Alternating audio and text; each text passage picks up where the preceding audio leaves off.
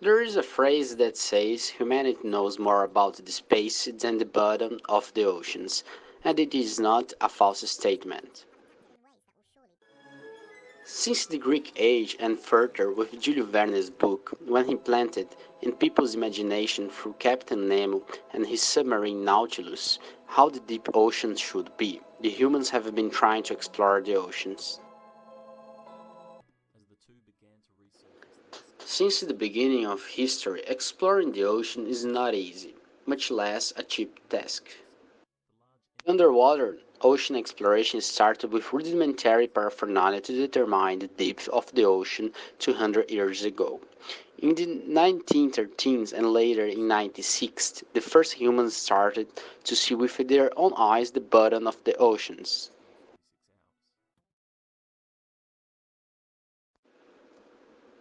However, in the last few years, it seems that exploration of underwater restarted exponentially, and at these times the humans do not need to be present in the bottom of the oceans themselves, a number that keeps growing.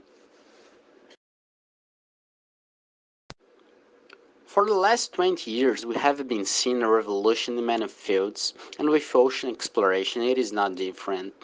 With the new composite materials, hardware and software, and high-performance batteries, the exploration became much easier. However, it doesn't mean cheaper and accessible for everyone. We can see how deep ocean exploration has changed comparing, for example, how exploration was made when the deepest manned dive happened in 1960 and nowadays. 57 years ago, the Swiss Jacques Piccard and the American Don Walsh reached the bottom of the challenging deep, descending to a depth of 10,700 meters in a 5 hours long operation. However, they just spent 20 minutes in the bottom of the ocean.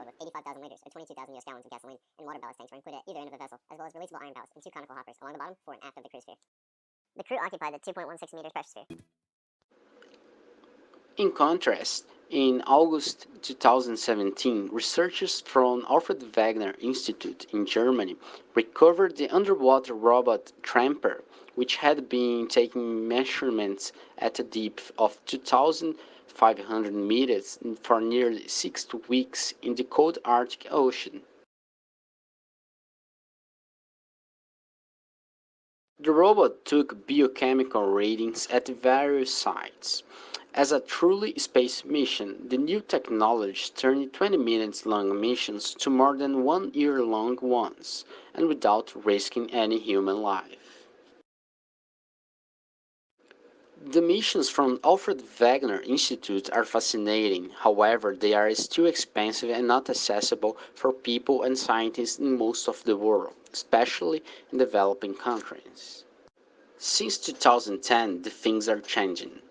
Open communities online are decided to change the way we know to explore the oceans, making it accessible for everyone, even high school students. For the first time, we're seeing young people developing new technologies together all around the world. Tools as Arduino and BeagleBone microcontrollers are powerful and very cheap platforms.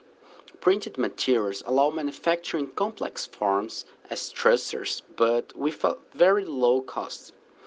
There are online communities to discuss developing projects, exchange of information, and cooperation projects. Open hardware and open software are changing our way to explore.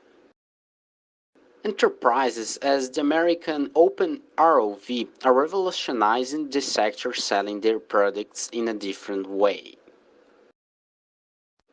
bringing their projects available for everyone who wants to make it by themselves and yet giving the opportunity to ordinary people to improve their products. OpenROV sells controlled underwater robots that can dive 100 meters deep with prices from $900, where you can buy a kit to build your own underwater drone in a period of 2 or 3 days.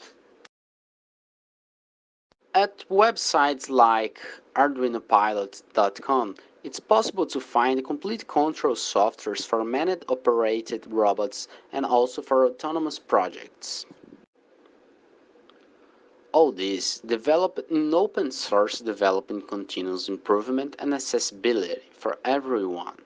Enterprises as OpenROV and these open communities are bringing ocean exploration to ordinary people, making accessible technologies that earlier were just seen in National Geographic Channel or in very high technology centers.